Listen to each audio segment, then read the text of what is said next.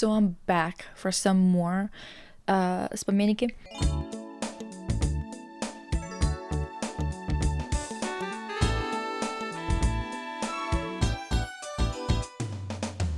As I've mentioned before, I've read a lot of academic papers that are specifically focusing on Yugoslavia and Balkan architecture. A lot of these texts are very similar when you look at them as a whole, right? I'm going to show you on the example of this text how many of the arguments are being repeated over and over and over again. And we're going to talk about some people who are from the area who write about it and translate the works from their languages, what they think about this weird hostility to the ideology that was quintessential to that time. Oftentimes they talk about how it's being overlooked because of the regions being seen as this political and cultural in-between, which once again kind of talk about West and East in this particular situation. And I just don't think it's fair to talk about it in this context all the time. And they try not to, but when they don't, not talking about it in this way, in their mind, is basically just being disrespectful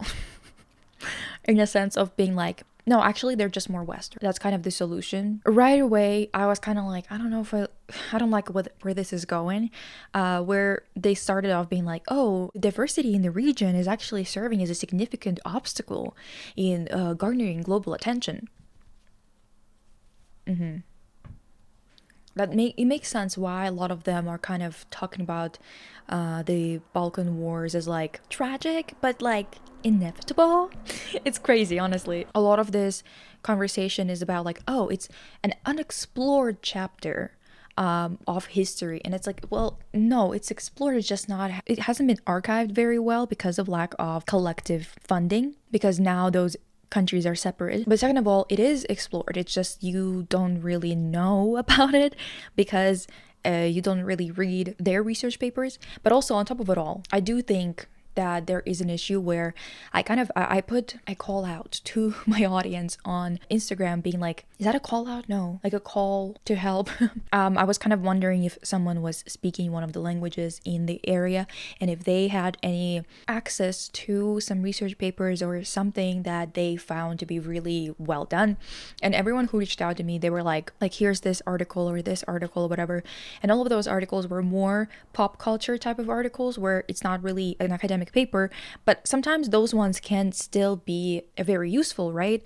But the problem that I found with it is that all of them were referencing that guy who made the Spomenik database. Again, it is due to lack of funding, a collective funding between those countries to have this one interest in archiving it. And the reason for it is also the fact that because the West is interested in it, because it's a very good selling point for a whole collection of artworks of basically, for example, making Bogdan Bogdanovic, which I mean, I like his architecture, but they were purposefully taking a bunch of his sketches, like thousands of them, collecting them, and now they have them in their possession. By them I mean, I believe it's like collectors or galleries or something like that in New York that now have this domain over his work, so they can amp up the interest in these works, make money off of it now, right? Because they have the majority of the important works, so now they can multiply their investment. They can have a pretty good return on their investment, right?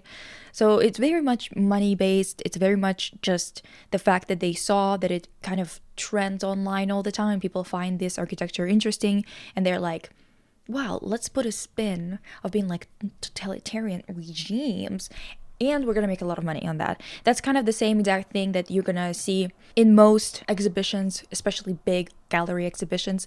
This is the same thing that I saw with Pavel Pish's work. It's just good money.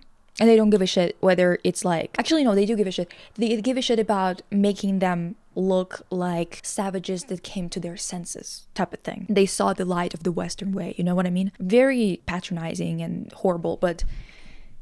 bitch, what can I tell you? A lot of like these articles are starting with something like, oh, it's been obscured by historiographical and political narratives.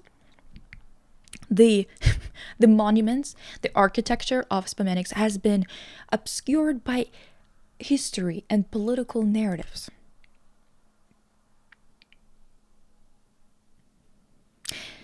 culminating in the negative portrayal and the prevailing sense of disdain for these entities. Once again, having disdain for entities that are politically and historically are rooted in being monuments to people who have defeated fascism. Girl, that tells a lot.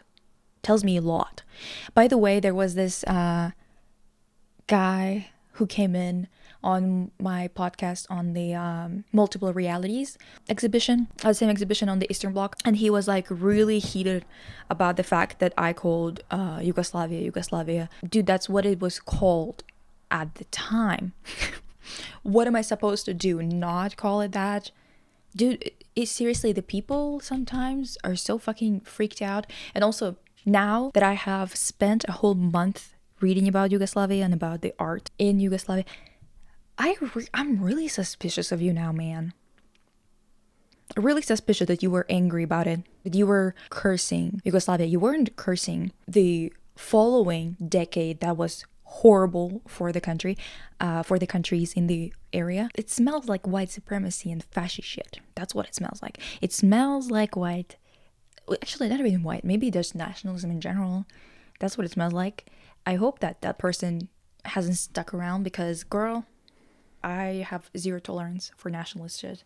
Sorry to say. A lot of the language around the conversation here, a lot of the things that they discuss, again, very little is about actual construction. I had a really hard time trying to find anything that's about the construction of it, the architectural qualities that are outside of just the feelings that the people who look at it have. So if it's not construction-wise informative, I'm sorry, but I can't really offer as much as I would like to here, because unfortunately a lot of them were focusing on the wrong things, even when they had access to those sites. Anyway, so for example, they had things like the architectural accomplishments of Croatia, Macedonia, Bosnia and Herzegovina, Montenegro, Serbia, Slovenia were reevaluated. Get that? Reevaluated through a fresh perspective, unburdened by the narratives of socialist progress, and reintegrated into the broader context of global architectural history. How can you reintegrate something into the broader context of global architectural history without their history? What the fuck does that even mean? The socialist progress is the context that it was made in. It is a broader context of architecture and art of that period. What are you talking about? They had this exhibition, for example, in New York at MoMA in 2018, 2019, and it was called Toward a Concrete Utopia, Architecture in Yugoslavia, 1948 to 1980. This groundbreaking exhibition, as that's what they're saying, this groundbreaking exhibition featuring a rich collection of over 400 drawings, models, photographs and films spotlighted the pivotal role played by brutalist architecture production in Yugoslavia on the international stage. Now that this architecture is up for grabs, okay, because there's no like unified identity of these countries, you know, and their identity with the Spomeniks involved, they are free, they're up for grabs, you know, to be exploited by the Western inspiration for stupid ass games and shit. They just like put it in whatever game they make where they're trying to portray regular people as assholes who want too much, and the one hero saves everybody. And they can make a pretty penny photographing and showing it at MoMA. They can make books that have the collection of those works as if it's theirs. Now they think that these artworks and these memorials are exceptional and not depressing. Now that it's in the context of being available for exploitation, it doesn't look like the depressing Eastern European shit as they always try to portray Eastern Europe to be. Now it's recontextualized. And the funniest thing is that like when they show it and they're like, oh, it's so destitute now, it's because of like the effects that the like socialist or communist systems had on this country. And it's like, no, it's actually the fact that since the 90s there hasn't been any funding. Well, there's been some funding for some of the Spomeniks, but in general in Eastern Europe there's very little funding in restoration and upkeep of those places. So they are all old as shit. That's why they look like that. It's because there's no more money in the public sector. Why is there no money in the public sector? Quickly. Right. Anyway, because of oligarchs. All documentation here is Orientalist as shit, and I'm telling you, I hope that this is interesting for you because I feel like there's a lot of repetition, but I just want to show you what is out there, what is actually out there when you go out there and you look for information. In Skopje, the capital of Macedonia, it's the main city, the capital city, they have created a laboratory. So they're kind of trying to preserve some of their cultural heritage, other things like that, right? The way that they frame it here is the goal was to provide a fresh perspective on Balkan modernist and brutalist architecture, liberating them from the often negative connotations linked to ideological legacies while exploring alternative interpretive avenues for this crucial phase in architecture history. They're talking about it as if Yugoslavian people were the ones who were Nazis. That's how they're talking about them and about their ideology. It's insane. I don't understand. And it goes way beyond that. If you were wondering why I'm like, this is just disrespectful to them as fuck. And I know that there's going to be some people who are like that guy that I told you about from that other video. But again, now that I know their history a lot more, I'm very suspicious of that guy. There's this article where this guy, Owen Hatherley, he's talking about concrete clickbait. Next time you share a Spomenik photo, think about what it means. Basically talking about how decontextualized and how there's a huge push to decontextualize these monuments.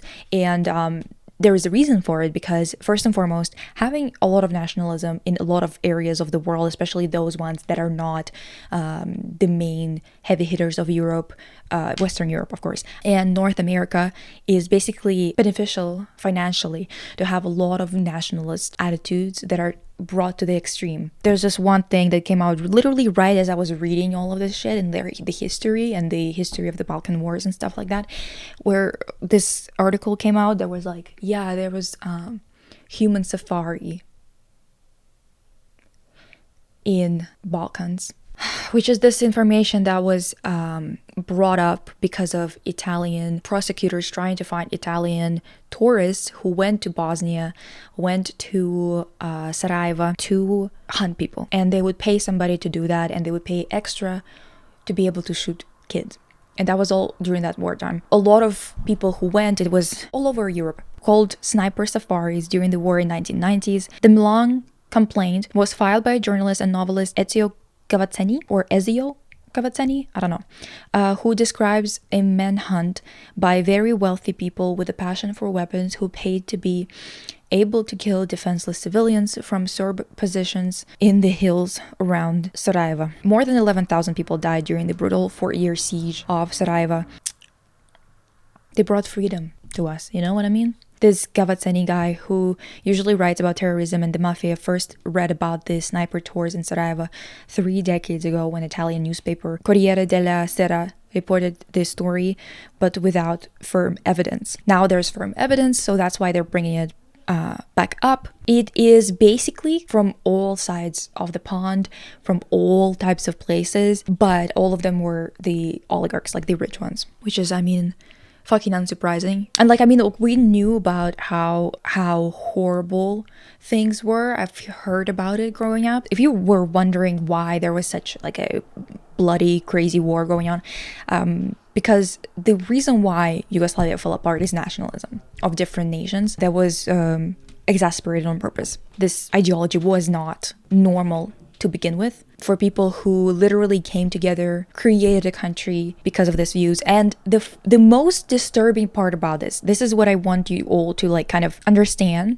is that the creators of Spomeniks, even if we just take the most famous one, which is Bogdanovic, he is the guy who made that flower-shaped Spomenik. He's made quite a few. He's made the stone flower, which was to commemorate the Jasenovac. Oh, it's a T. Okay, so this Jasenovac concentration camp, it was basically an extermination camp, quite literally. Ustaše regime had a hand in it, which is a bunch of like Nazis that were basically like Croatian fascists. I don't know if it was just Croatian or not, but that's usually what it's described as, but I don't know if it's exactly them. If it's only them, that's what I mean. But basically an extermination camp for Serbian, Romani, Jewish people, anyone who was opposed to whatever was going on, obviously people who were against fascism, anyone who was a communist, people who actually stood up to it, and people who have later became the government of Yugoslavia, the first government of Yugoslavia,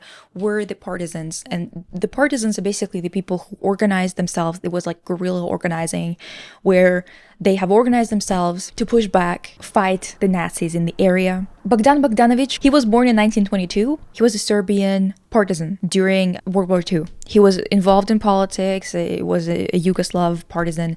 And I don't know how involved he was, because like all the accounts that I found were kind of like him being modest about it. He even got shot. I think he got like pretty badly wounded at some point. But he keeps being like, yeah, I was there just like a little. Which is like, fuck knows, basically. Fuck knows how how much he was involved. But the point is, this guy had to leave Serbia, okay? He left in like, I think 1993. Self-imposed exile. In the 1990s, at the end of the 80s even, he became a political dissident. Fucking obviously. Because what would a guy who was part of the group that defeated the Nazis, who was an actual Yugoslav partisan, a communist, why on the fuck of the earth would he stick around, or not even stick around, but support in any shape or form dissolution, wars, this nationalistic bullshit that was going on? He literally wrote like a letter to Slobodan Milošević. So he wrote a letter to Slobodan Milošević to criticize nationalism, straight up. So when you tell, just so you guys understand, that this stone flower that he created, right, this каменный цвет, this monument to the victims of the Ustasha genocide of the Serbs during World War II in Yugoslavia, designed it, unveiled it in 1966, right? This beautiful piece that all of them are obsessed with. By them, I mean people who write this research papers, people who profit off of his work nowadays, people who make this fucking annoying ass exhibitions at MoMA where they make money off of these people who wouldn't even fucking spit in their direction. Because this is some speculative bullshit of monuments that are made for a very important moment in time to commemorate people who were not supposed to die, who were innocent. The fact that after this, these motherfuckers are writing article on top of article on top of another fucking research paper, compiling it into one journal, releasing it, being like, we've made so much progress in the research. And what they mean by that is that they detextualize these monuments, and that they detextualize their favorite monuments, which were made by Bogdan Bogdanovic. Now, this guy would not like you doing that. I know that he was still alive in like 2010. I think he died in 2010. So he was what, 90 years old when he died? By the way, I doubt that he was really that interested in what was going on in terms of how they were talking about his work. Especially at that age, I don't know if he gave a fuck, to be honest. But the fact that these guys talk about his work in this tone, liberating their work from the often negative connotations linked to ideological legacies.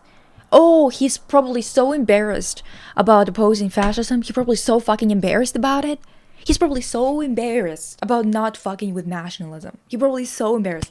What's wrong with you? What is with these people? How is this normal to you? I just don't understand. I was like, fuck your international architectural conversation. If you're going to be talking about it like that, Sarajevo, Belgrade, Skopje, Pristina, Podgorica no longer share a unified political reality. They still offer valuable insights into historical phase deserving reconsideration within the international architectural dialogue. I sure hope it doesn't mean that you're going to be disrespecting Bogdan Bogdanovic's work by trying to decontextualize a memorial to people who were killed in an extermination camp. They just got exterminated by someone for no reason. There was no fucked up ideology involved. There was no like Nazi shit. What's wrong with you? People being like, oh, this research is crucial not only to overcome the current state of neglect, but also to highlight the unique aspects of this architectural production. In many cases, these aspects remain incomplete due to the often unrealistic objectives of self-managed socialist modernization programs. Unrealistic to who? You say that it's impossible to have a literate population, yet somehow they all did do that, achieve that. You said it was impossible to do in general, not even within this short of a time that they did it. You say it's impossible to fight the Nazis. We just had to give up immediately. Yet somehow they did it anyway. Somehow they did it. What are you talking about? It's unrealistic, yeah, to you? To you, you weak little bitch. it's unrealistic to you. His push for an architecture, Tito's visionary leadership. Like, they say that and then they go, his push for an architecture liberated from the constraints of Soviet socialism aimed to identify Yugoslavia's uniqueness. Yugoslavia was always a separate country.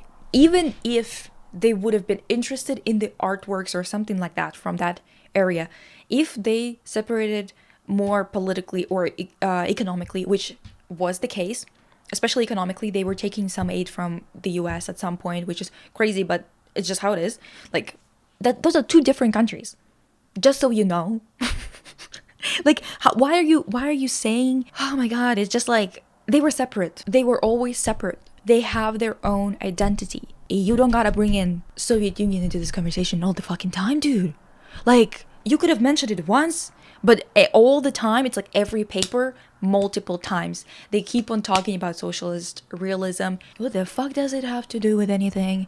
Girl, they bring in this bullshit of like, oh, the influences of Le Corbusier.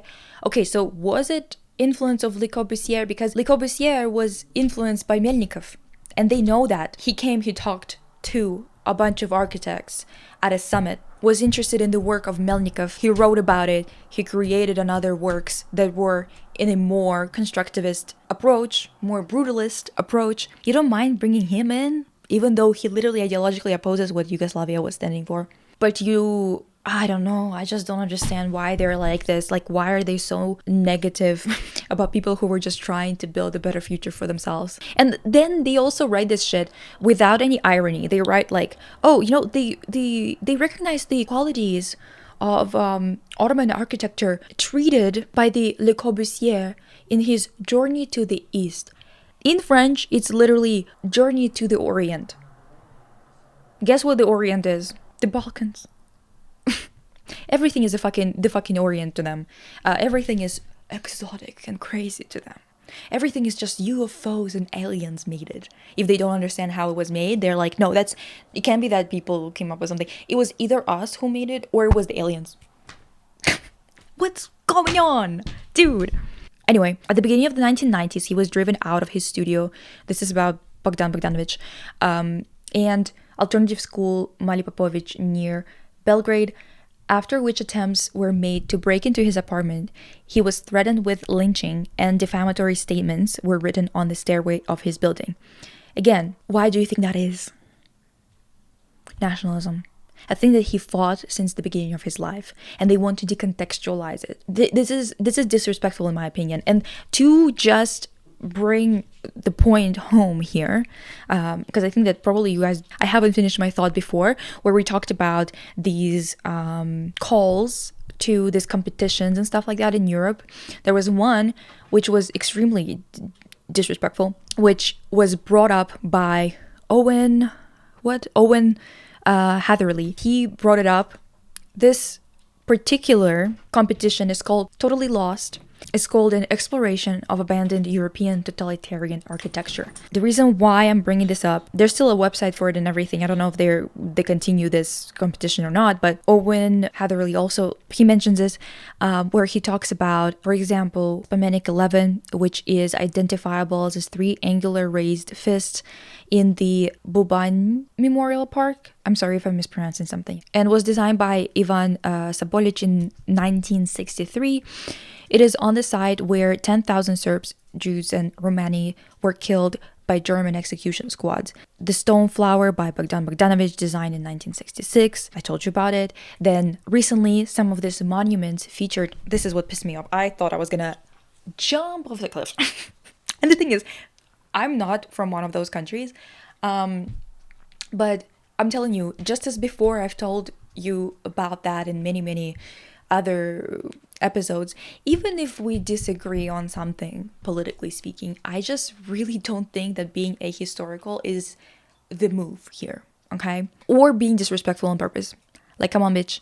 So recently, some of these monuments, like for example, the Stone Flower that I've told you about by Bogdan Bogdanovic, and I've told you what his character was like. So that monument was featured in a project called Totally Lost, of monuments built by 20th century totalitarian regimes. Monuments built by the Nazis stand alongside those built by and for the victims. Quite genuinely, I know that there's a lot of, I have a pretty big American audience, so I want you to be able to like kind of understand what that means, because I know that a lot of you will understand, but I just feel like it needs to be understood on a like guttural on a guts level. Okay, it's kind of like a memorial or some kind of like statue of some sort that's kind of to revere the Confederacy or the KKK, right, like on the same pages with MLK,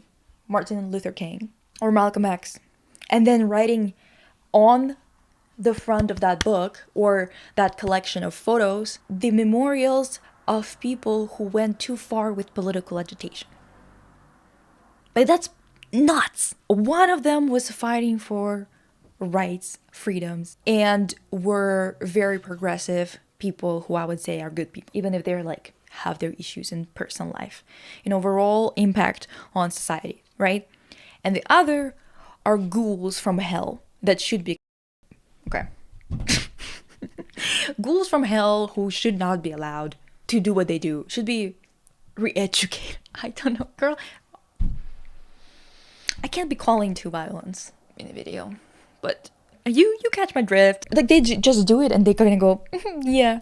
I'm gonna read a quote from this article by Owen Hatherley. How have these places managed to transform from monuments to atrocity and resistance into concrete clickbait? The story told by Spomeniks is that these strange structures might have just been dropped onto these rural areas, most likely by the big man, the dictator Tito himself. According to Gal Kern, who has written several articles on partisan art and whose book Partisan Raptures was recently published in Slovenia, the opposite is true. For these, let's call them modernist monuments, you would be surprised to see that the financing many times came from a combination of Republican Yugoslavia was heavily decentralized into its 6 continent republics and regional funds, and also self-managed funding, meaning also that enterprises and factories contributed, while much less was given from the federal state level. In many cases, these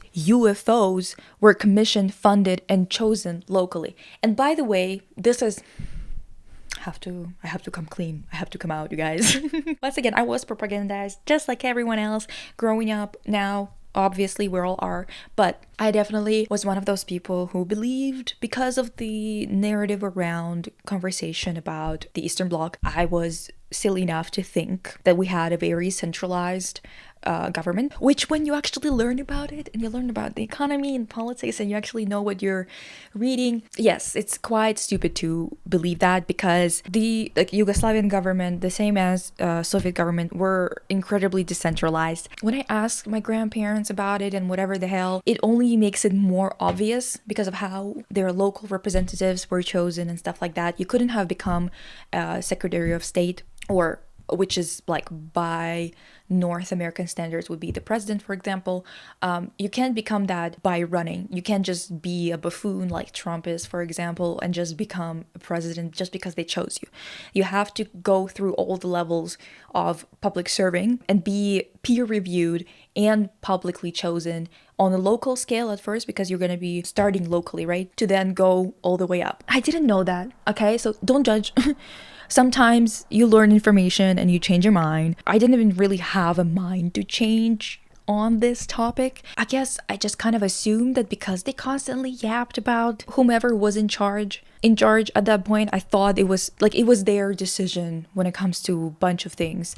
And oftentimes it just wasn't, because that's not how socialist/communist states work. They just can't function like that. It's just not realistic to expect that. They are very much highly decentralized, and the way that they exchange goods and services is based on equal exchange. Obviously, it's not the end goal of communism, but that's just how it is, right?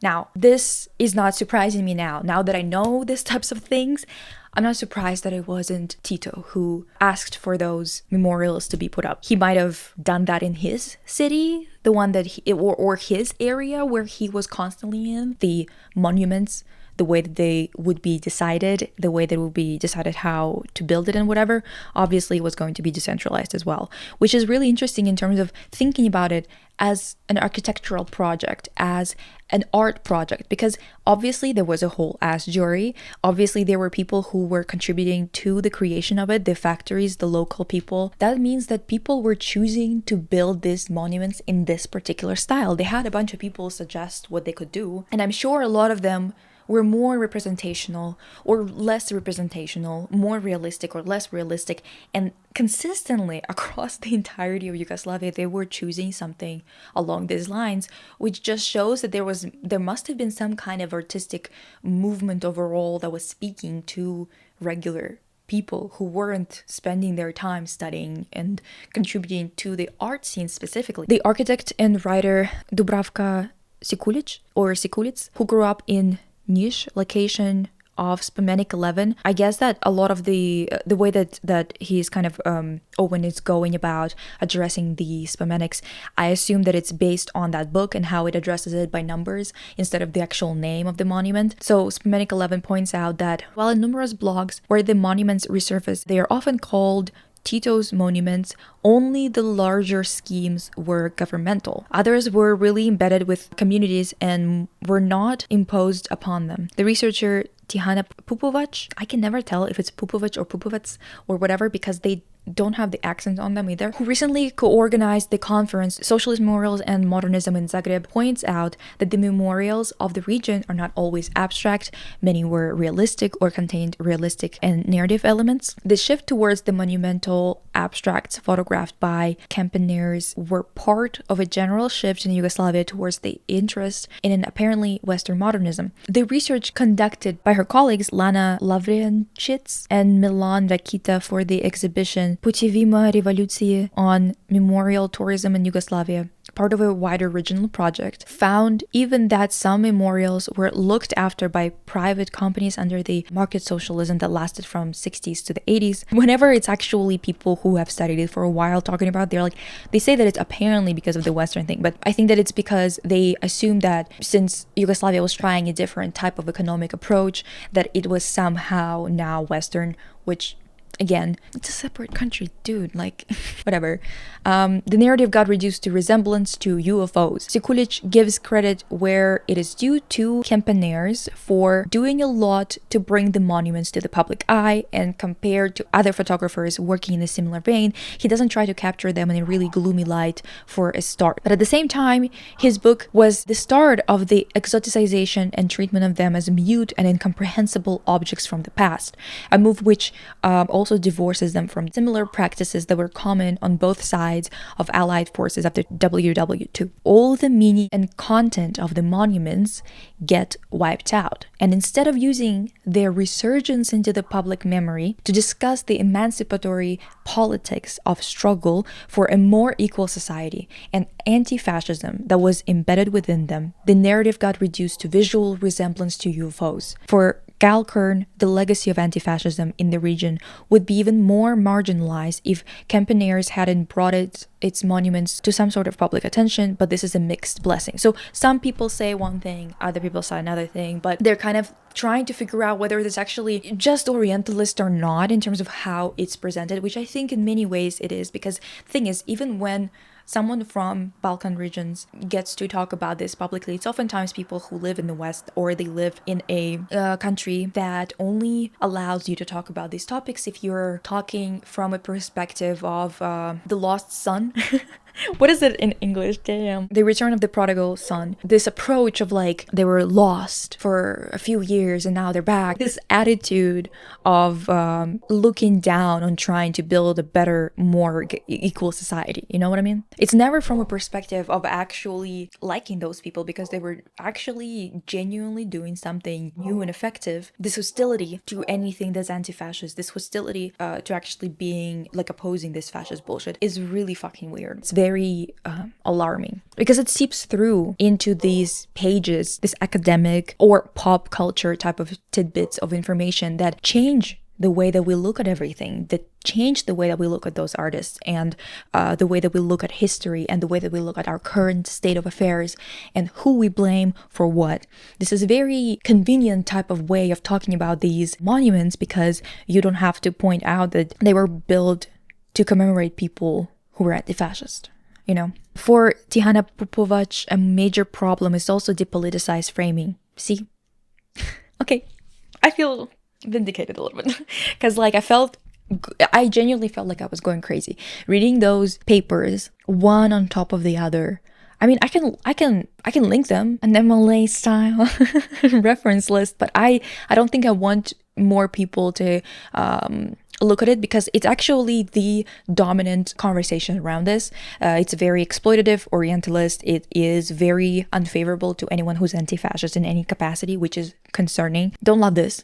So it's nice to see someone also seeing it as concerning. The monuments left without any indication of what they commemorate, or even of who designed them. The results are deliberately oblivious to the anti-fascist struggle that they commemorate, or to why the artists and communities thought they were appropriate, which once they evidently did. If we want to revive whatever we think can be found of politics and the aesthetic of these monuments, we have to go past nostalgia and past the sheer fascination, because again, these monuments in themselves are not that unique. What was unique was the lived historical experience of socialism, and I think this is what lacks crucially from Kempenier's work.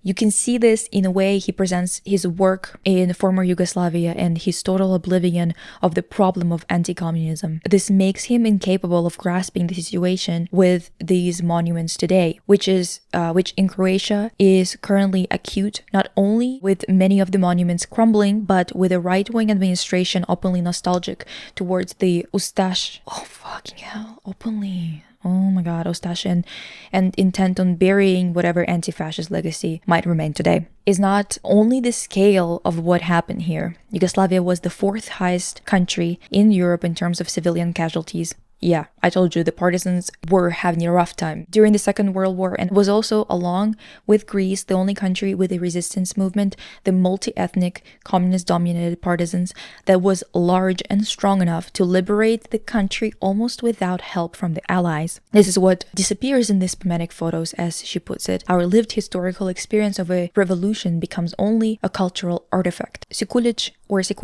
argues that a better way to engage with these monuments would be to use them as a tool to reconnect to the near past, in which, as a society, we did not see space only as a commodity. For Gal Kern, examples of this more thoughtful approach can be seen, for instance, at the Partisan Memorial Cemetery in Bosnia-Herzegovina, designed by Bogdan Bogdanovic, where local actions have reactivated partisan memory by helping to nurture ties between ethnically divided communities. Popovac also says that there is an Orientalism to Spomenik and works like it. In the former Yugoslavia, we need to reclaim our own history through the lens or gaze of the big other. This is the end that Owen Hatherley wrote in that article. Yet not only in Croatia, but in France, the USA, Britain, real open fascism, fences, walls, racial laws, deportations, camps is once again mainstream. The Yugoslav experience of fighting against it on the basis of intercultural solidarity, and also of failing to maintain that memory, and of its collapse in the 1990s into resurgent fascism,